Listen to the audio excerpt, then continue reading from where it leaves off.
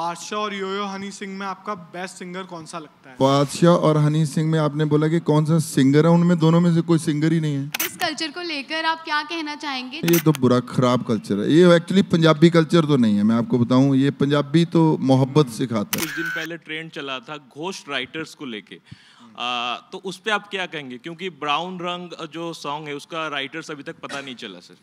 बहुत सारे लोग एक दूसरे की चोरी करते रहते हैं, पर चोरी जो है ना वो सिर्फ एक ही गाना कर सकते हैं, दिमाग किसी का चोरी करना बहुत मुश्किल होता है। ਅੱਜ ਜੀ ਸਿੱਧੂ ਮੂਸੇਵਾਲੇ ਦਾ ਨਵਾਂ ਗਾਣਾ ਰਿਲੀਜ਼ ਹੋਇਆ ਹੈ ਲੌਕ। ਸਿੱਧੂ ਜਦੋਂ ਮੇਰੇ ਕੋਲ ਸਾਡੇ ਘਰ ਆਏ ਸੀਗੇ ਤੇ ਉਹਨੇ ਕਮ ਸੇ ਕਮ 50 गाने सुनाए सी सानू। उस टाइम पे वो कह रहे थे कि पाजी मैंने ये 50 गाने जो है ना पहले बना के रखे हुए हैं। बहुत स्वागत है आप सभी का मंथन में। मैं हूं आपके साथ अंजलि आनंद। और कहते हैं ना कि सिनेमा हो, कला हो या संस्कृति हो, मनोरंजन के साथ साथ ये हमारे समाज और मानवता को एक मजबूत माध्यम बनाता है और उसे गहराई से जोड़ता है। आज इसी माध्यम से और फिल्मों की गहराई को और ज्यादा समझने की कोशिश करेंगे हम मंथन 2025 के मंच से। और मैं स्वागत करती हूं स्टार कास्ट हमारे साथ मौजूद हैं, बैंड ऑफ महाराजा की पूरी टीम का जोरदार स्वागत कीजिए तालियों के साथ। साथ ही हमारे सहयोगी भी मौजूद है सिद्धांत। और आज मौका बहुत जबरदस्त है क्योंकि आज बहुत गर्व की बात है। Very well said Anjali. जैसा कि इन्होंने बताया कि वी हैव जसबीर जस्सी पाजी here and Arjun Bajwa is here also हमारे साथ ऑडियंस के फर्स्ट रो में डायरेक्टर एंड प्रोड्यूसर का जो डुओ है वो भी मौजूद है। मिस्टर गिरी साहब भी यहाँ पे हैं, पुनीत सिंह भी हमारे साथ में हैं। तो हम सवालों का कारवां शुरू करते हैं और सबसे पहला सवाल मेरा अर्जुन पाजी आपसे है। जरा सोचिए, मतलब ये तो लोगों का ड्रीम होता है कि पहली पिक्चर आए और वो भी ऑस्कर्स के लिए उसका नाम जुड़ जाए उसके साथ। लुक्स लाइक वो एक कहावत है ना कि बंदा पहलवान जब रब मेहरबान। जी सर, बिल्कुल अनरियल बात है, अनबिलीवेबल चीज़ है। ऐसे ही लग रहा है कि सपना देख रहा हूँ। और 1-2 दिन पहले ही ऑस्कर्स की ऑफिशियल वेबसाइट पर अपना नाम पढ़ना, एक फिल्म का नाम लिखा हुआ है bad boys for life, ride और डाई। उसमें लिखा है विल स्मिथ, मार्टिन लॉरेंस, और उसके बिल्कुल नीचे बैंड ऑफ महाराजाज। अपना नाम पढ़ा उसमें, गिरी सर, जसबीर। तो वो अपने आप में एक अनरियल फीलिंग है।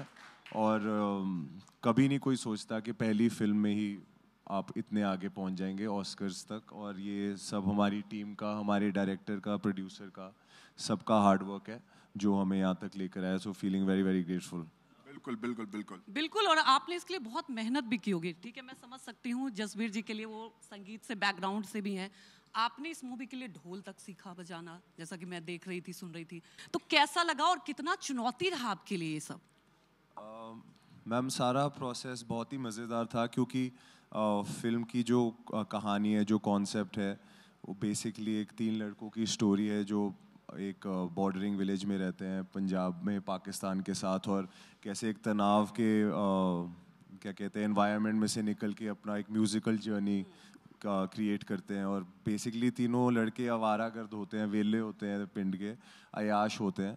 तो बहुत एक्साइटिंग था। और ऑल्सो ये म्यूज़िकली इंक्लाइंड फिल्म है, तो इस फिल्म के माध्यम से, जैसे कि आपने बोला, मैंने ढोल बजाना सीखा, ट्रम्पेट सीखा, फ्रेम ड्रम बजाना सीखा। तो अपनी स्किल डेवलपमेंट भी हो गई मेरी। और बहुत एक्साइटिंग जर्नी थी। एंड फिंगर्स क्रॉस्ड हम आगे बढ़ें और देश के लिए ऑस्कर जीत कर लाएं। बिल्कुल, ये पूरे देश के लिए गर्व की बात है। जसवीर जी, अगर इस पूरी सिनेमा को हम देखें, इस फिल्म के बारे में जितना मैंने सुना है और जितना मैंने रिसर्च किया है, कहीं ना कहीं आपकी लाइफ से एक मैच कह सकती हूँ मैं, मेल खाती हुई दिखाई देती है कि कैसे एक संगीतकार पानी की तरह अपना रास्ता बनाते और मंजिल तक पहुंच जाते। कुछ ऐसी ही कहानी आपकी रही है। और मुझे लगता है हमारे यहाँ पे युवा मौजूद हैं, तो आप बहुत तो को इंस्पायर करते हैं। तो जरा इस जर्नी को बताएं आप। देखो, क्योंकि मैं म्यूज़िक के साथ तो जुड़ा ही हुआ था, थिएटर के साथ भी जुड़ा हुआ था। मैं बहुत सारा काम करता रहता था थिएटर में भी, और फिल्मों में भी थोड़ा बहुत, ज़्यादा नहीं गाया पर मैंने थोड़ा बहुत गाया। तो पुनीत पाजी से मेरी मुलाकात हुई, फिर गिरीश पाजी की मैंने फिल्म जब जल पहले देखी, तो मैं गिरीश मलिक पाजी को बोलता था कि आप इंडिया के डायरेक्टर ही नहीं हो, इंडिया में आपको काम ही नहीं करना चाहिए, आपको इंटरनेशनल काम करना चाहिए। और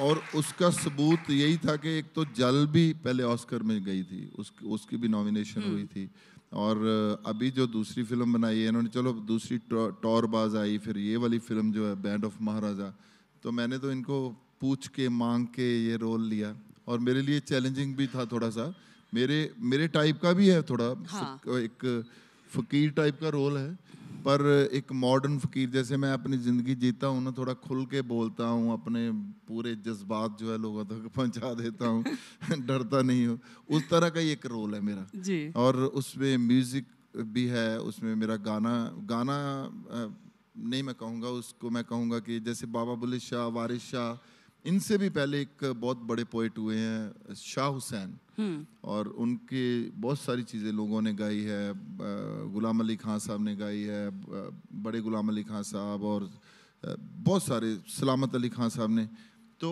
उनकी एक काफ़ी, हम जैसे मुल्तानी काफ़ी होती है और ये सिंधी काफ़ी होती है, हाँ। पंजाबी काफ़ी जैसे है, वो एक रचना है, बहुत सुंदर है, और ख़ास उसकी बात यह है कि पाजी गिरीश पाजी ने उसको एज इट इज़ रखा है। नहीं तो हम क्या करते हैं, हमारे बॉलीवुड के जो लोग हैं ना, वो उनको लगता है कि यार ये समझ नहीं आ रहा, ये लफ्ज़ नहीं समझ आ रहा, पर उनको ये नहीं पता होता कि ये समझ ना आने के चक्कर में वो वर्ड को गवा देते हैं। हमारे वर्ड जो हैं वो मिस होते जा रहे हैं इस समाज से। जैसे आपने इसकी एग्जांपल मैं आपको देता हूँ कि मेरा पिया घर आया, वो बाबा बुल्ले शाह है। मेरा पिया घर आया जो ओ राम जी बन गया था, वो ओ लाल नहीं है।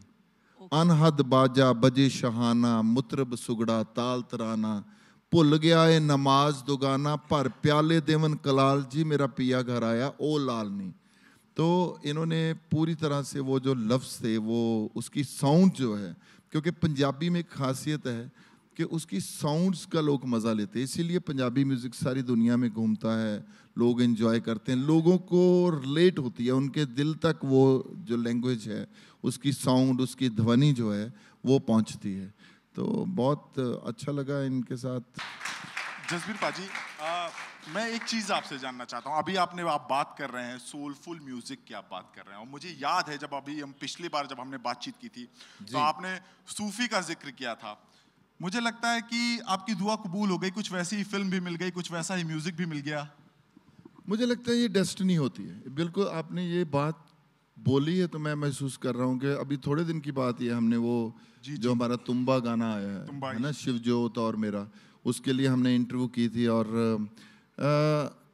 कुछ प्लान नहीं होता, पर डेस्टिनी जो है ना आपको कई बार लेके जाती है उधर की तरफ। आपकी जर्नी जो है ना आपको जिधर लेके जा रही होती है, अगर आप फ्लो के साथ जाते हो ना तो आपको वो रास्ते अपने आप बना के देती है। और ये बाई चांस, देखो उस दिन तक तो पता भी नहीं था कि ये फिल्म जो है वो कब रिलीज़ हो रही है, उस टाइम तक अभी प्लान ही हो रहा था, तो ऑस्कर में चली गई। तो उसके लिए फिर अब क्योंकि ये बड़ी बात है, ऑस्कर के लिए जाना, फिल्म का कंटेक्स्ट में जाना और बड़ी बात थी, तो इसमें गाना भी जो है बिल्कुल मेरा सूफी है, फ़कीरों की तरह जो गाना है वही गाना है। अगर आप चाहते हो तो मैं सुना भी सकता हूँ बिल्कुल, ये भी कोई पूछ के हाँ। नेकी और पूछ तो मैं भी जाना चौक रांझण दी, मैं भी जाना चौक रांझण दी, नाल मेरे कोई चले चले, मिन्नता कर दी तरले पौंदी, हो जाना पिया सानू कल्ले कल्ले, मैं भी जाना चौक माही दी। तो वाकई अभी आप चर्चा भी कर रहे थे और मेरे सहयोगी कह रहे थे आप जैसा चाह रहे थे वो उस टाइप की फिल्म है, और बहुत चुनौती रहा होगा। गिरीश जी से भी मेरा ये सवाल है और आपसे भी कि ऐसे वक्त में जहां पर एक मास अपीलिंग बहुत सारी मूवी आती है, आपने कला, क्योंकि संगीत कहते हैं एक ऐसा माध्यम है जो कहीं से भी किसी को कनेक्ट करता है, और ये जो फिल्म है इसी बात का लोगों को मैसेज भी दे रही है, तो क्या सोच के आपने ये फिल्म बनाई? आपको लगा कि वाकई लोग इसे पसंद करेंगे? सब लोगों का ना एक चीज मानना होता है कि मुझे फॉर्मूला फिल्म बनानी है। हिंदुस्तान में अब बहुत सारे डायरेक्टर्स और बहुत सारे राइटर्स इन सब चीज़ों को समझ गए हैं कि there are only two things, या तो बुरी कहानी होती है या अच्छी कहानी होती है। उसको आप किसी भी माध्यम में मत जोड़िए, चाहे वो ऑस्कर में जाए, चाहे वो नेशनल अवार्ड जीते, या फिर वो बॉलीवुड में सुपर हिट हो। या तो अच्छी कहानी होगी या बुरी कहानी होगी जो लोगों को अच्छी लगेगी। हाँ, कभी कभार हम बॉलीवुड वाले बहुत कुछ एक्सेप्ट कर लेते हैं। आज आप देखिए, हम कभी सोच नहीं सकते थे कि हम कंतारा जैसी फिल्म को भी एक्सेप्ट करेंगे, साउथ इंडियन फिल्म्स को भी एक्सेप्ट करेंगे। आज विजय सेतुपति की महाराजा आई है, वी आर लविंग इट। आलू अरविंद मेरा फेवरेट हीरो है, ठीक है, मैं एक ऑल्टरनेट फिल्म बनाता हूँ, मैं एक इंटरनेशनल फिल्म बनाता हूँ, लेकिन इसका मतलब ये नहीं है कि मेरे को हर तरह का सिनेमा पसंद नहीं है। सो कहानी के किसी भी फॉर्मूला को लेकर आज आप ये नहीं सोच सकते। मुझे लगता है कि ये जो कहानी मैंने बनाई थी, इनफैक्ट मैंने जब जल भी बनाई थी तो सब लोग बोलते थे अरे यार बड़ी आर्ट हाउस है। मैंने कभी भी नहीं सोचा था, 2 वॉरिंग विलेजेस की वेरी शेक्सपियरियन कहानी थी, रोमांटिक लव स्टोरी थी, सब कुछ था उसमें, और एक पानी की कहानी थी। पर अब मैं हैरान हो गया कि हमारे को हिंदुस्तान में डिस्कवर होने के लिए कोरिया के रास्ते से आना पड़ा। हमारी फिल्म पहले कोरिया में सेलेक्ट हुई, बुसान में। वहाँ बुसान वर्ल्ड का 3rd लार्जेस्ट फेस्टिवल है जो ऑलमोस्ट ऑस्कर कंटेंशन तक ले जाता है आपको। उसके बाद फिर इंडियन पैनोरमा, फिर नेशनल अवार्ड, फिर ऑस्कर कंटेंशन, फिर म्यूजिक में। तो कुछ नहीं कह सकते। मैंने सोचा था कि जो टोरबाज है, जो संजय दत्त और नरगिस फाकरी के साथ बना रहा हूँ, मुझे लगा था कि वो एक आर्ट हाउस फिल्म है, बट उसको नेटफ्लिक्स ओरिजिनल ने ले लिया, वो कमर्शियल बन गई। सो अब जो बैंड ऑफ महाराजा, मेरे हिसाब से मैंने जब अपने प्रोड्यूसर्स को, जिसे कहते हैं ना हर डायरेक्टर अपने प्रोड्यूसर्स को बताता है, बोलता है मैं बड़ी कमर्शियल फिल्म बना रहा हूँ, बहुत पैसा कमाएंगे, हम ये करेंगे, हम वो करेंगे, दुनिया भर का, और बहुत अच्छा कॉमेडी होगी, ये होगा। लेकिन एक हिडन एजेंडा था मेरी ज़िंदगी में। इस फिल्म के साथ मैं म्यूज़िक को कुछ ऐसी देन देना चाहता था कि आई थिंक हम बॉलीवुड वाले, इंडिया वाले अब रेडी हैं हर तरह के म्यूज़िक को समझने के लिए। फोक म्यूजिक, सूफी म्यूजिक और मॉडर्न। आज हम कोक स्टूडियो पाकिस्तान को कितना सुनते हैं, सारे घर में गाने चलाते हैं, अरे मैं ये सुनता हूँ, शो ऑफ करते हैं। क्यों हम क्यों नहीं कर सकते? जबकि यही फिल्म का थीम है, जो वो लेगेसी थी, वारिस शाह, बुल्ले शाह, वो सब हमारी कॉमन थी, चाहे वो हिंदुस्तान और पाकिस्तान था। सो आई एम सेइंग कि इस फिल्म के अंदर आपके पास बहुत कमर्शियल म्यूजिक भी है और बहुत सूफी म्यूजिक भी है, जो आप गाएंगे, जो आप सुनेंगे, चाहे वो इश्क वल्ला डाकू है, चाहे इसमें इस तरह के गाने की कानू पीड़ होती है दिल दे थल्ले थल्ले, you know, it's like all kind of song. So हम लोगों ने बहुत ही अच्छा इंस्ट्रूमेंट्स, बहुत ही अच्छा म्यूजिक यूज किया है, और मुझे लगता है म्यूजिक एक ऐसी चीज है सबको जोड़ लेती है। बिल्कुल। तो हिंदुस्तान को तो जोड़ेगी। फिलहाल उसका जो टाइटल है while countries divide us music unite us, की जो म्यूजिक की है जबान, वो सरहदों को इंतजार नहीं करती, वो कहीं पे भी पहुंच जाएगी। और यही वजह है, मैं पुनीत सिंह जी से पूछना चाहूंगी, इतने लोकेशन पे आपने इस मूवी का शूट किया है, वेरियस लोकेशन पे, मैं तो ये कहूंगी आपके जो स्टार कास्ट है उनको तो ज्ञान भी मिल गया, आराम भी, और इतने सारे लोकेशन पे, तो एक ये हमारे भारतीय संस्कृति और भारत को दिखाता है कहीं ना कहीं। तो सर आपके दिल से ये अगर इस मूवी की बात की जाए, कौन सा लोकेशन सबसे ज्यादा टची रहा?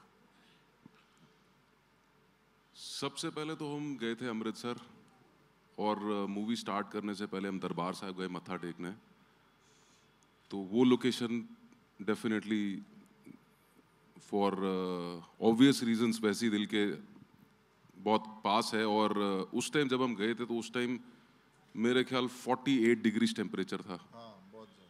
और जब हम गुरुद्वारा मत्था टेकने गए तो हमारे पैर जल रहे थे।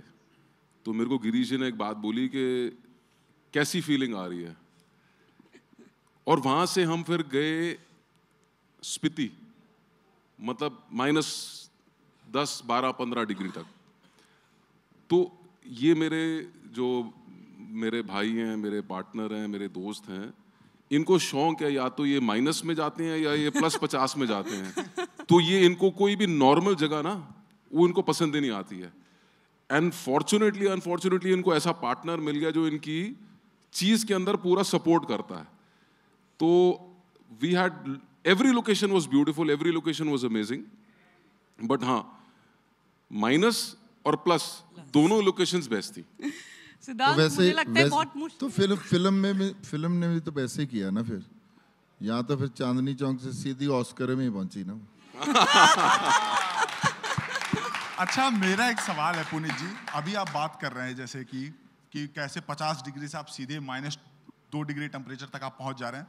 एक और सवाल मतलब मेरे माइंड में अभी तुरंत पॉप अप हुआ, क्योंकि ये फिल्म एक पीरियड फिल्म है, तो ऐसी फिल्मों के साथ जो सबसे बड़ी यूएसपी होती है वो होती है कि किस तरह से आप पूरा सेट डिजाइन कर रहे हैं, क्योंकि ऑब्वियस सी बात है आप 90s की स्टोरी में आप आज की इलेक्ट्रिक कार चलते हुए नहीं दिखा सकते, तो उस सेट को मेंटेन करना, एक एक प्रॉप को, एक एक एलिमेंट को, उस तरह के लोकेशंस को खोजना अपने आप में एक वो बहुत बड़ा टास्क होता है ऐसी फिल्मों के साथ। नहीं, Band of Maharajas is not a period film, so I would want to put it in the right perspective. It's exactly, we've not mentioned any time into it. नाम ने बताया 90s का, ना बताया 2000s का है, but है definitely post partition है, and story इस तरीके से है कि किस तरीके से हमारा हिंदुस्तान और पाकिस्तान का जो legacies हैं, जो रहना खाना पीना बिल्कुल सिमिलर है, जो हम जिसको पंजाब कह सकते हैं, वो एक पंजाब जो होता था, और कैसे ये तीन लड़के जो बॉर्डर विलेज में, इंडिया पाकिस्तान के बॉर्डर विलेज में इंडिया साइड पे ग्रो अप हुए हैं, hating Pakistan but loving the music of Pakistan. तो स्टोरी के अंदर जो आप बात बोल रहे हैं, हमने वो लोकेशंस कुछ इस तरीके से देखी हैं कि वो जितनी नेचुरल हो सके उतनी, क्योंकि हमारी टेरेन अगर आप देखेंगे बॉर्डर हिंदुस्तान और पाकिस्तान की तकरीबन लोकेशंस सिमिलर हैं, तो पाकिस्तान जो दिखाया सेकेंड हाफ के अंदर वो सब शूट तो इंडिया की है, तो उसके अंदर हमारे को जितनी ऑथेंटिक लोकेशंस पॉसिबल हो सकती थी जो हम पाकिस्तान दिखा सकें, उसमें डेफिनेटली बहुत R&D और बहुत रिसर्च और बहुत एफर्ट्स लगे हैं, जो अगेन गिरीश जी का शौक है कि जब तक उनको माइन्यूटेस्ट लेवल तक चीज़ पसंद नहीं आती है तब तक वो यस नहीं बोलते हैं बड़ी जल्दी से, तो इनके साथ उस तरीके से काम करना आसान भी नहीं है, बट हाँ that is how you reach to this levels. बिल्कुल। अच्छा, मैं एक और चीज मैं पूछना चाहता हूँ, अगला सवाल वैसे गिरीश जी मेरा आपसे ही था, लेकिन क्योंकि मंथन 2025 के मंच पे हम हैं और मैं चाहता हूँ कि यहाँ पे आप खुलासा करें कि आखिर इसका ट्रेलर, टीजर या फिर कहीं पोस्टर या फिर कोई मोशन पोस्टर आप कब रिवील करेंगे जनता के सामने? Within the month of February. Okay, so of course we are absolutely excited for it, क्योंकि जिस तरह से आप इस पूरी स्टोरी को बता रहे हैं पोस्ट पार्टीशन की, तो हम सब उसको लुक फॉरवर्ड कर रहे हैं। हाँ, नहीं, मैं आपका जब आपने क्वेश्चन किया ना कि मंथन के इस मंच पे आए हो, तो मुझे लगा आप पूछोगे कि दिल्ली में किसकी सरकार बनने वाली। मैं डर गया, मुझे लगा ये पॉलिटिकल बंदे नहीं है, मैं तो फिर भी थोड़ा बहुत जवाब दे सकता हूँ, ये तो बहुत फंस जाएंगे बंदे। नहीं, सरकार के बारे में नहीं पूछना चाहूंगा, लेकिन हाँ गिरीश जी, चलिए अब बात खुली गई है तो जरा ये बता ही दीजिए जसवीर जी, देखिए कि आप क्या चाहते, किसकी सरकार आए? क्योंकि ये बीजेपी के है तो बीजेपी की बोल रहे हैं। मैं आपको बताता हूँ, वो कुड़ी ने ना बहुत अच्छा क्वेश्चन किया, मुझे पहले कहती मैं हरियाणवी हूँ, फिर कहती मैं जाट हूँ, उसको लगा कि हरियाणवी पंजाबी भाई हैं। आजकल सोशल मीडिया ऐसे करता रहता है ना चीजें, फिर उसको लगा कि नहीं हरियाणवी पंजाबी पे भी ज्यादा खुश नहीं हुआ जस्सी, तो इसको कुछ और कहती मैं जाट हूँ, है ना।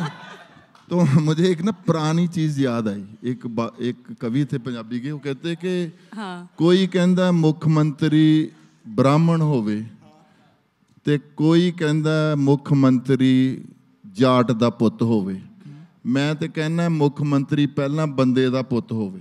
क्या बात है, वेरी वेल सेड, बहुत अच्छा। सो कोई भी सरकार आए, अच्छी आए, देश की तरक्की होए, दिल्ली की तरक्की होए, दिल्ली में हवा पानी पहले साफ होए। मैं तो कहता हूँ ये लालच देना चाहिए सरकारों को, मतलब जो भी पॉलिटिकल पार्टी हैं जो कहते हैं कि ये हम दे देंगे, हम इतने पैसे दे देंगे औरतों को, इतने पैसे, पहले हवा पानी जो है ना वो दिल्ली का साफ होना बड़ा जरूरी है, बचना बड़ा जरूरी है। पहले ऑक्सीजन जो है ना वो नहीं मिल सकती, और सारी चीजें मिल सकती हैं जी, है ना। जसवीर जी, अब अगर म्यूजिक की बात करें, वाकई कला ऐसी चीजें जोड़ती है एक दूसरे को, लेकिन इस फिल्म की हम बात करें, बहुत सारे वेरिएशन, सिद्धांत यहाँ बैठे हैं और भी हमारे बहुत सारे युवा बैठे हुए, क्या होता है ना कि अट्रैक्ट आजकल फोक म्यूजिक बहुत जल्दी लोगों को नहीं करती, तो कैसे ये आप लोगों ने चैलेंज लिया? लेकिन इस चैलेंज की बात की जाए तो मैं कहूंगी कि चैलेंज जीत में भी दर्ज हो गई। चैलेंज तो होता है, चैलेंज मुझे लगता है कि जो आर्टिस्ट है ना, एक्चुअल जो ट्रू आर्टिस्ट हैं वो चैलेंज ही लेते हैं। और दूसरा, आपने जैसे फोक की बात की है ना, चाहे फोक को बहुत पॉलिसीज़ के साथ प्रमोट नहीं किया जा रहा, मगर फोक से ही चीज़ें चुरा के या जी जहाँ उठा के बॉलीवुड या हॉलीवुड या जो भी हैं वो फोक से ही उठाते हैं, क्योंकि फोक क्लासिकल में ही वेरिएशन मिलती हैं, बाकी और चीज़ों में ज़्यादा आपको वेरिएशन नहीं, आपको साउंड्स नहीं मिलती हैं। आप पहले से ले लो, जब से आप उड़े जब जब जुल्फें तेरी कवारियों का दिल मचले, कवारियों का दिल मचले नहीं जिंदे, है ना। और ये क्या था, उथले चल चरखा मेरा, उथले चल चरखा मेरा, वे जिथे तेरे हाल वगदे, वे जिथे तेरे हाल वगदे नहीं जिंदे मेरिए। और आप ले लो कजरा मोहब्बत वाला, ये सारा फोक ही है, ये टोटल फोक ही है। चलो आ जाते हैं हमारे गानों पे आ जाते हैं। कोका तेरा कुछ कुछ कहंदा नहीं, कोका तेरा कुछ कुछ कहंदा नहीं, लहंगा तेरा लुट पुट लैंदा, मैंदी जान कट लैंदी, तू बन बन बैंदी होश ना, हे कोका। और ये पुराना गाना है, हाँ कोका कड़वा दे वे माइया, कोका वे हानिया, कोका कड़वा दे वे माइया, कोका वे गली गली बन जारा फिरदा, वे दिंदा फिरदा होका, वे ले लो कोका वे हानिया। तो ये सारा फोक से ही आता है, सारी चीजें जो है फोक से।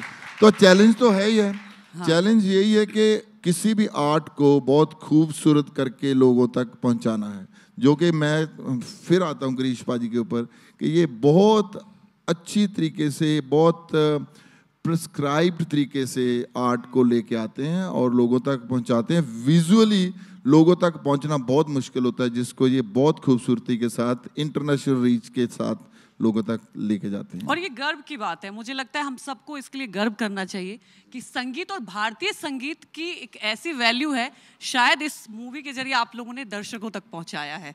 और आप देखो फोक की बात करते हो ना, ये हरियाणवी की बात की थी कुड़ी ने, अब मेरे मन में फंस गया। आप हरियाणवी, हरियाणवी देखो कितनी अच्छी साउंड होती है। गोरी मारे गांव की जब नीर बरन चाले, गोरी मारे गांव की जब नीर बरन चाले, बिजड़ी सी पाटी धरती धड़क धड़क हाली, छरा रा धड़क धड़क हाली, रा धड़क धड़क हाली। और देखो साउंड कितनी, रिवर्ब रहने दो भाई। ऊंची नीची डगर संभल पब फिसलन का खतरा, जब हाथ छोड़कर, जब हाथ छोड़कर चल तो गड़ फूटन का खतरा, जब हाथ छोड़कर चल तो गड़ फूटन का खतरा। हो धौला कुड़ता उड़े हवा में चुंदड़ी काली, धौला कुड़ता उड़े हवा में चुंदड़ी काली, बिजड़ी सी पाटी धरती धड़क धड़क हाली, चरा धड़क धड़क हाली। और आपको एक बात बताता हूँ कि मेरा जो गाना दिल लगी कुड़ी गुजराती था, हाँ, वो तो हो ही जाए। वो कहाँ से निकला था? ओ मेरे दिल पे लिख दिया नाम गलाबो छोरी ने, मेरी बहू बना दे राम गलाबो छोरी ने। एक मुंडा पंजाबी जिदे नैन शराबी, एक मुंडा पंजाबी जिदे नैन शराबी, ओनू लव यू आख दियो दिल, दिल लगी कुड़ी, दिल लगी कुड़ी, दिल लगी कुड़ी।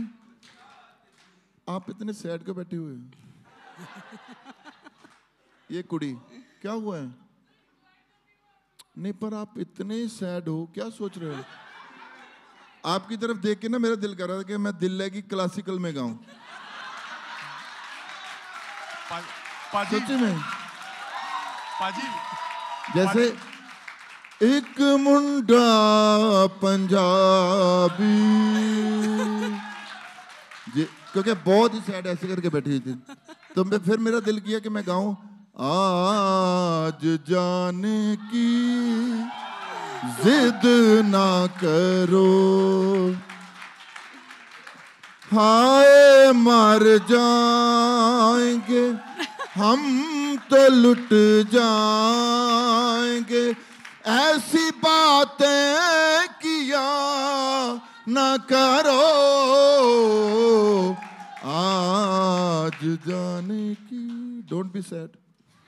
पाजी मैं एक चीज कहना चाहता हूँ आप गाना गा रहे थे ना, दिल ले गई कुड़ी गुजरात की, मैं बताऊं वो क्यों सैड हुई थी?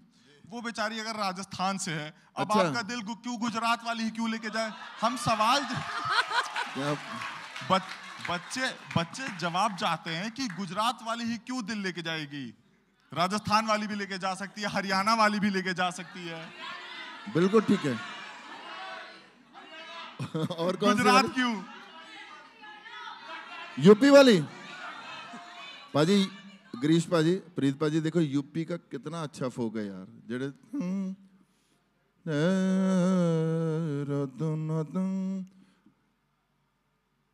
चढ़ल चयत चित लागे न रामा,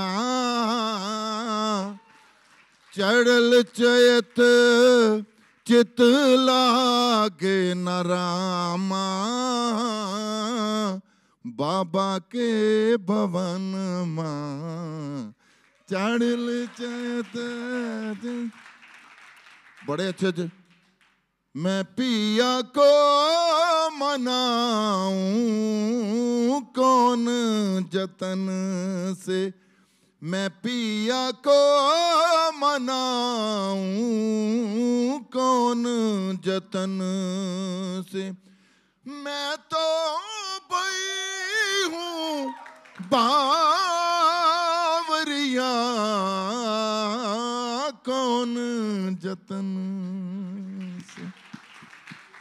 क्या बात है। और you, इसी को कहते हैं संगीत, जो कि वाकई आप बार बार जिक्र भी कर रहे हैं हमारे गिरीश जी के लिए, क्योंकि संगीत आज देखिए यहाँ बैठे हुए सबको एक साथ जुड़ गया। क्या हरियाणा, क्या पंजाब और क्या यूपी। अब रैप सुनते हैं अर्जुन से थोड़ा हाँ, सा। अब अर्जुन। और इसका रैप जो होता है ना, उसकी सबसे ज्यादा अच्छी बात ये है कि एक तो ये गालियां नहीं देता अपने रैप में, क्या बात है। और दूसरा क्या है, ड्रग की ग्लोरिफिकेशन नहीं करता। जोरदार तालियां होनी चाहिए, क्योंकि तालियां होनी चाहिए। पाजी, ऐसा लग रहा है कि आप आज के डेट में जो पंजाबी म्यूजिक जो अचानक से बूस्ट पे आया, एक तरह से रेवोल्यूशन लेकर आया पंजाबी म्यूजिक, तो जो प्राइम 2-3 कंपोनेंट्स होते हैं उनका इस्तेमाल हमारे अर्जुन पाजी नहीं करते हैं, आप ये कहना चाह रहे हो? अर्जुन सुना दे कोई। तो ये मेरा लेटेस्ट गाना है, इसका नाम है पर्दा। ये मैंने टेक पैंड और किंजानी के साथ निकाला है, अभी 6 जैन को रिलीज हुआ है। जिसने नहीं सुना जाके सुनिएगा। तो ऐसे आता है, हुस्न तेरे नू बेबी 10 विचों 10 मैं दवा, नी आजा नेड़े अज सारी संग तू हटा, सहेलियां नू पुछी मेरे बारे ता जरा, दीवानियां नी ओ भी तेरे बाज वेदियां, किंजानी दी तू बीट वांगू चढ़ दी ही जाए, नी चाल तेरी होर माड़ी ट्रिप जी चढ़ाए, सानू सुत्तियां नू सुपने च सुपने वेखाए, मुंडे मार दिए अखां च बारूद जो पाए, ऐसा नैनी पाया कजला, ऐसा नैनी पाया कजला, रात हनेरी केरियां बदला, ऐसा सानू डंगियाई, घूंघट चकियो सजना हुण ओला कादा रखियाई। बोले शाह, क्या बात है। अर्जुन पाजी, मैं आपको सच बता रहा हूँ, शुक्र है यार, जब अर्जुन गा रहा था ना, तो मुझे लग रहा था कि कोई ऐसा मतलब बीच में ऐसा लफ्ज ना आ जाए जिससे मेरी इज्जत खराब हो जाए। थैंक यू यार। नहीं, मैं यही कहना चाह रहा हूँ कि जिस इंटेंसिटी के साथ ये मुझे देख कर गा रहे थे ना, मेरा दिल टूटा तो नहीं है, लेकिन ऐसा लग रहा था कि वाकई में मेरा दिल टूट गया और मैं भी उसको फील कर रहा था पूरी तरीके से, किसी सजनी को याद कर रहा हूँ। खैर, वहाँ उस ब्लू जैकेट, वो जो ब्लू जैकेट में एक लड़का बैठा, मैं उसको देख रहा हूँ काफी देर से, वो कुछ बार बार ऐसा लग रहा है कि कुछ पूछना चाह रहा है। जरा इसको माइक पहुंचाया जाए, सवाल अपना। सर, मैं ओडिशा से बिलोंग करता हूँ और पंजाबी के गानों का ना वहाँ पे बहुत ट्रेंड है, मतलब कोई समझ नहीं पाता है लिरिक्स। कहाँ से करते हैं? ओडिशा से सर। ओडिशा से। तो वहाँ पे लिरिक्स कोई समझ नहीं पाते, फिर भी पंजाबी गाना सुनते हैं। मतलब मान लीजिए जिम में हो, शादियों में, 5-10 में तो 5 गाने होंगे ही होंगे पंजाबी से। तो बहुत ट्रेंड है पंजाबी गानों का। तो मेरा सवाल ये है कि जैसे अभी कुछ दिन पहले ट्रेंड चला था घोस्ट राइटर्स को लेके, तो उस पे आप क्या कहेंगे? क्योंकि ब्राउन रंग जो सॉन्ग है उसका राइटर्स अभी तक पता नहीं चला सर। पर घोस्ट राइटर्स के बारे में पूछ रहा है बेसिकली। Ghost writers, ghost. आप कहाँ पुरी से हैं? पुरी? भुवनेश्वर सर। भुवनेश्वर से जी सर। पर मैं आपको बहुत 500 साल पहले ले जाता हूँ। जब गुरु नानक साहब पुरी मंदिर में गए थे, जब उनको मंदिर में एंटर नहीं होने दिया था, तो उन्होंने एक रचना वहाँ पर उच्चारण, आज की बात नहीं है कि पंजाबी गाने सुनते हैं लोग, जब पंजाबी संगीत को सुनते हैं, गुरु नानक साहब ने वहाँ पर एक आरती लिखी थी कि गगन में थाल रवचंद दीपक बनै, तारिका मंडल जनक मोती, धूप मलालनो पवन चवरो करे, सगल बनराय फुलंत ज्योति, कैसी आरती होवे भवखंड ना तेरी आरती। आज का ट्रेंड नहीं है, पहले का ही ट्रेंड है कि पंजाबी गाने जो है लोग सुनते हैं।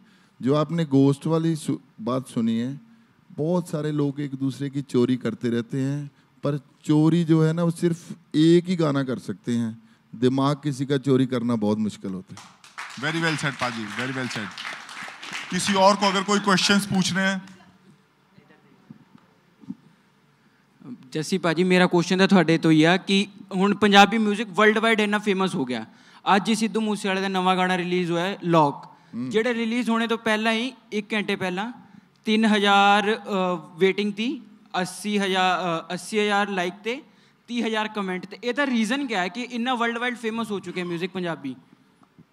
ਨਹੀਂ, ਪੰਜਾਬੀ 뮤직 ਦੀ ਲੋਕ ਵੇਟ ਤੇ ਕਰਦੇ ਰਹਿੰਦੇ। ਸਿੱਧੂ ਮੂਸੇਵਾਲੇ ਦੀ ਦੇਖੋ, ਸਿੱਧੂ ਮੂਸੇਵਾਲਾ ਸਾਡਾ ਬਹੁਤ ਵਧੀਆ ਆਰਟਿਸਟ ਸੀਗਾ। ਉਹਨੂੰ ਮਤਲਬ ਜਿੱਦਾਂ ਬਰੂਟਲੀ ਉਹਨੂੰ ਮਾਰਿਆ ਗਿਆ, ਉਹਦੇ ਨਾਲ ਲੋਕਾਂ ਦੀ ਹੋਰ ਸਿੰਪਥੀ ਜਿਹੜੀ ਹੈ ਉਹ ਸਿੱਧੂ ਨਾਲ ਜੁੜੀ। ਔਰ ਆਰਟਿਸਟ, ਇਹੀ ਗੱਲ ਦਾ ਸਬੂਤ ਹੈ ਕਿ ਆਰਟਿਸਟ ਸਾਰਿਆਂ ਦਾ ਸਾਂਝਾ ਹੁੰਦਾ।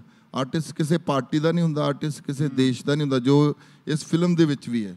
ਇਸੇ ਕਰਕੇ ਅੱਜ ਦੁਨੀਆ ਭਰ ਦੇ ਲੋਕ, ਚਾਹੇ ਉਹ ਸਿੱਧੂ ਨੂੰ ਜਾਣਦੇ ਆ, ਚਾਹੇ ਉਹਦੀ ਲੈਂਗੁਏਜ ਨੂੰ ਸਮਝਦੇ ਆ ਜਾਂ ਨਹੀਂ ਸਮਝਦੇ, ਉਹਦੇ ਗਾਣੇ ਦੀ ਵੇਟ ਕਰ ਰਹੇ। ਕਿਉਂਕਿ ਮੈਨੂੰ ਯਾਦ ਹੈ ਕਿ ਸਿੱਧੂ ਜਦੋਂ ਮੇਰੇ ਕੋਲ ਸਾਡੇ ਘਰ ਆਏ ਸੀਗੇ, ਤੇ ਉਹਨੇ ਕਮ ਸੇ ਕਮ 50 गाने सुनाए सी सानू उस टाइम पे। वो कह रहे थे कि पाजी मैंने ये 50 गाने जो है ना पहले बना के रखे हुए हैं। काफ़ी उन्होंने रिलीज़ भी किए हैं, अभी बहुत सारे गाने हैं उनके जो रिलीज़ होंगे। तो देखो, आर्टिस्ट जो होता है ना उसको लोग ऐसे प्यार करते हैं, नेताओं को लोग ऐसे प्यार नहीं करते, सिर्फ कलाकारों को करते हैं। कलाकारों को अपना समझते हैं, चाहे वो किसी भी जात का होए, किसी भी मज़हब का होए, किसी भी कौम के साथ वो संबंध रखता हो, लोग ऐसे ही वेट करते हैं उनके। ਤੇ ਫਿਰ ਭਾਜੀ ਤੁਸੀਂ ਇੱਕ ਸਿੱਧੂ ਮੂਸੇਵਾਲੇ ਦਾ ਗਾਣਾ ਹੀ ਸੁਣਾ ਦਿਓ।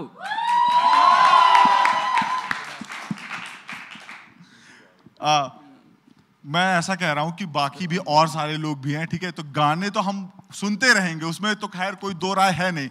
लेकिन वो लड़की, भाई उस रेड स्वेटर वाली लड़की को दे दो, वो वहां से कह रही पाजी 1 मिनट। बहुत मुश्किल सवाल नहीं करना। सर मेरा सवाल है कि डिस कल्चर को लेकर आप क्या कहना चाहेंगे? जैसे कि वेस्ट फॉरेन में ये काफ़ी पहले से चलता आया है, तो सर आप क्या कहना चाहेंगे? ट्यूपाक के ज़माने में बेसिकली लेके जा रही है। गिरीश पाजी आप जवाब दो। पाजी इसका क्वेश्चन है, इसलिए तो गिरीश पाजी को बोला क्योंकि उसके पास ही बैठी हुई ना। कौन सा कल्चर? सर डिस कल्चर को लेकर आपका क्या सवाल है? अच्छा, बुरा बोलना। अर्जुन ज्यादा बेहतर जवाब दे पाएंगे। आप बताओ भाई, आप ही मतलब। मुझे तो डिस का मतलब पता था, इसका जवाब नहीं मुझे पता। डिस मतलब जो बुरा बोलना एक दूसरे को बुरा बोलना गानों में। नहीं, ये तो बुरा खराब कल्चर है। ये एक्चुअली पंजाबी कल्चर तो नहीं है, मैं आपको बताऊं। ये पंजाबी तो मोहब्बत सिखाता है। पंजाब जो है ना वो मोहब्बत सिखाता है। पंजाब, मैं फिर गुरु नानक के ऊपर आ जाता हूँ कि गुरु नानक ने हमें सिखाया कि हम्बल रहना है। जितने मर्जी आप पावरफुल हो, फिर भी उन्होंने बोला है कि हम्बल रहना है, ग्राउंडेड रहना है, किसी को बुरा नहीं। रैपिंग में बहुत ज़्यादा ये चल रहा है। रैपिंग फिर वो बाहर का कल्चर है ना, वो हमारा कल्चर ही नहीं है एक्चुअली। हम अडॉप्ट करते जा रहे हैं। उसमें मैं फिर दोबारा बोलूँगा, ये मंथन है, ये इसमें गवर्नमेंट का कसूर है, किसी भी गवर्नमेंट का कसूर है, क्योंकि हमारी कोई पॉलिसी नहीं है अपने कल्चर को लेके। हमने अपने कल्चर को कैसे आगे लेके जाना है। हमारा कल्चर बहुत रिच है। और बिल्कुल। हेलो सर, मेरा क्वेश्चन था कि रैप में और म्यूज़िक में आपका कौन सा फेवरेट सिंगर है आज के दौर में? और सेकंड क्वेश्चन है कि बादशाह और योयो हनी सिंह में आपका बेस्ट सिंगर कौन सा लगता है? नहीं, पहले वाला जो है उसमें तो मैं तो 50 सेंट्स को बहुत सुनता हूँ, बहुत टाइम से। क्या बात है? जो एक्चुअल रैपर हैं। और बादशाह और हनी सिंह में आपने बोला कि कौन सा सिंगर है, उनमें दोनों में से कोई सिंगर ही नहीं है। तो मुझे सिंगिंग ही पसंद है, मुझे ज़्यादा रैप पसंद नहीं है। तो मैं पहले भी ये बात बोल रहा था कि कहीं ये साजिश तो नहीं है कि दो बंदों को ऐसों को लड़ाया जा रहा है कि जो खराब है और हमारे सुखविंदर सिंह और सोनू निगम जैसे बंदे जो हैं वो कहीं पीछे रहते जा रहे हैं। ये वक्त ऐसा आ चुका है कि यूथ के पास बहुत सारे ऑप्शन हैं। अब सिनेमा घर तक पहुंचाना एक मुझे लगता है एक प्रोड्यूसर के लिए चैलेंज तो हो चुका है, क्योंकि अब इतने सारे ऑप्शन हैं, टीवी में इतने OTT प्लेटफॉर्म है। तो आपको लगता है कि as a producer film industry से आप लोग इस चैलेंज को कैसे ले रहे हैं? आपने बहुत अच्छी बात बोली है। पिछले 4 साल में कोविड के बाद से the way the things have transitioned, it's been very challenging. In fact Covid के टाइम पे पोजीशन अदर वे राउंड थी, दैट कंटेंट के लिए OTT प्लेटफॉर्म्स वो आपके पीछे होते थे। और पिछले 2-3 साल में पोजीशन ऐसी हो गई कि कंटेंट ही कंटेंट इतना है, लेकिन खरीदार उतने नहीं रह गए। And they have come with some different kind of new rules, new regulations. So it is definitely becoming very challenging now. And I think ये अपने आप में एक एक्सपेरिमेंट था कि जब हमें ये लगा कि ये मूवी 200, 500, 1000 बंदों को दिखाए बगैर, उनका रिएक्शंस दिए बगैर, हमने खुद मूवी देख के अपनी कन्विक्शन से, अपने कॉन्फिडेंस से डायरेक्टली ऑस्कर में अप्लाई किया बगैर रिलीज किए। तो ये अपने आप में पहला प्रॉब्ली एक एक्सपेरिमेंट होगा जो मुझे नहीं पता इससे पहले किसी ने बॉलीवुड में किया। बिल्कुल। तो जब आपका हाथ, जिस तरह गिरीश जी ने बोला कि रब ने हमारे लिए सपने देखे थे, तो ऑस्कर ने जब हमारे को रिकॉग्नाइज किया, तो मुझे लगता है कि हमारी अपनी जनता, हमारी अपनी हिंदुस्तान के हमारे लोग हमें जरूर एक्सेप्ट करेंगे। So that was a thought process. इसीलिए जो वो चैलेंज था हमने उसको दूसरे तरीके से प्लान किया। बिल्कुल। और मुझे लगता है कि अर्जुन, आप इस फिल्म से जुड़े, आपकी पहली फिल्म है, और पहली फिल्म होना और इतनी बड़े स्तर पर पहुंचना बहुत गर्व की बात है। तो ये आप बताइए कि अब आगे आपके लिए कहीं प्रेशर होगा कि आगे आप अगर फिल्मों का चयन करें तो बहुत सोच समझ कर करना होगा? आई फील मैम चैलेंज तो नहीं है, बट जैसा कि गिरीश सर ने पहले बोला कि स्क्रिप्ट कंटेंट अच्छा होना चाहिए। आई फील वो सबसे ज़्यादा मैटर करता है। और आज की डेट में जैसे आपने जिक्र करा कि इतने ऑप्शंस हैं यूथ के पास, दिनों दिन कोई नई सीरीज़ है, कोई नई फिल्म है, आपको नहीं पता क्या क्लिक करेगा क्या नहीं। बट आई फील कि जो आपका मन चाहे करना, और जिसको आपको लगे कि आप इसमें अपना 100% दे सकते हैं, उस चीज़ से रिलेट कर सकते हैं, तो वो करेंगे। बिल्कुल। अच्छा अर्जुन, मैं एक चीज़ जानना चाहता हूँ। जैसे अभी बच्चे यहाँ पे बैठे हुए थे, हमने ऑडियंस के लिए क्वेश्चन राउंड ओपन कर रखा था, ठीक है? तो बहुत से ऐसे सवाल है, कोई दिलजीत को लेके बात कर रहा है, कॉन्सर्ट कल्चर बेसिकली, कोई हनी सिंह पे बात कर रहा है, कोई बादशाह पे बात कर रहा है, तमाम तरह की बातें हो रही हैं। लेकिन मैं वाकई में मैं आज चाहता हूँ कि मंथन 2025 के मंच से एक बहुत बड़ा डाउट क्लियर हो जाए। मैं आपसे जानना चाहता हूँ, क्योंकि जसबीर पाजी यहाँ पे बैठे हुए हैं, इन्होंने बहुत टाइम से, मतलब ये उस दौर के जब हम बच्चे हुआ करते थे, और आप आज आप बोलोगे इतने भी नहीं पुराने हो। जसबीर पाजी तो आप उनके खिलाफ बोल बोल के थक चुके हैं, आप बोलो आप। नहीं, मैं पॉइंट ऑफ व्यू जानने की बेसिकली कोशिश कर रहा हूँ। आज की जो यंग म्यूजिक है, हिप हॉप कह लूँ, ड्रिप कह लूँ, या फिर ट्रांस कह लूँ, या फिर मैं समझ कहीं ना कहीं लोफी भी बहुत ट्रेंड में आया, और इन सब गानों में बहुत तरह की बातें होने लग गई। रैप आया, इंट्रोड्यूस हुआ इंडिया में, रैप के साथ कहीं ना कहीं डिस आया, डिस के साथ कहीं ना कहीं मम्बल रैप आया, जिसमें भी सटायर बेसिकली कि आप छोटे छोटे शॉट्स लेते रहते हो, बहुत तरह की बीफ होती रहती है। मैं आपसे जानना चाहता हूँ, आर यू लाइकिंग दिस अभी का जो म्यूजिक सीन है प्रॉपर?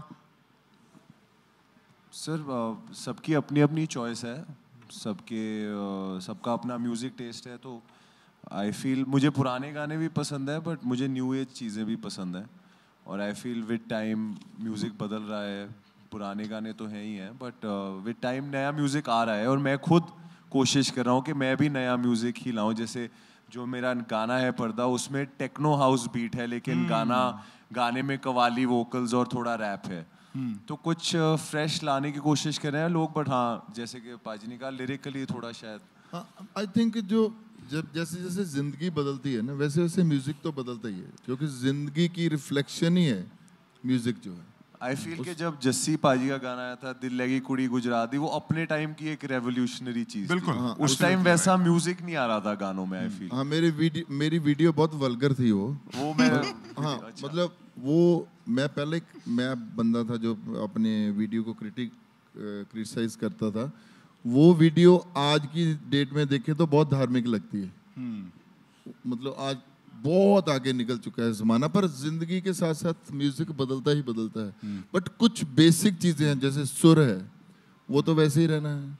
जैसे हम रोटी मुंह से खाते हैं तो रोटी मुंह से ही खानी है, वो चेंज होने बहुत मुश्किल नहीं है। वो फिर अगर चेंज होंगे तो वो अननेचुरल हो जाएंगे। बिल्कुल, और ये बिल्कुल सही बात है, बदलाव होते हैं और वो लोग अडेप्ट भी करते हैं। आप दोनों मौजूद हैं आज, बैंड ऑफ महाराजा की बात करें, सबसे ज़्यादा आप दोनों को जो दिल को छू गई, एक साथ गुनगुनाइए, क्योंकि संगीत में बार बार कहूँगी कि सबको एक साथ कहीं ना कहीं कनेक्ट करता है। बैंड ऑफ महाराजा का कोई एक गाना जो आप दोनों को बहुत टच किया हो। थोड़ा ही गाना है इश्क वाला डाकू मैनू आंदा नहीं होता मैं पर यही वाला गा दे फिर। हाँ, जसबीर जी ने जो गाया है वही गुनगुना दीजिए। जसबीर जी कैसे सिंगर, मैं तो नहीं, मैं आपके स्केल पे रख दूँ। मैं भी जाना चोक माही दी, मैं भी जाना चोक माही दी, नाल मेरे कोई चले चले, मैं भी जाना चोक माही दी, वे मैं भी जाना चोक राजन दी। क्या बात है, और उम्मीद यही करती हूँ कि यह फिल्म आने वाले वक्त के लिए, एक फिल्म इंडस्ट्री के लिए, सिनेमा के लिए एक मील का पत्थर साबित हो और हमारी इस फिल्म इंडस्ट्री को ग्लोबल लेवल तक आगे लेकर जाए। बहुत बहुत धन्यवाद आप सभी का। थैंक यू सो मच हमसे बात करने के लिए। Thank you so much for being on मंथन 2025।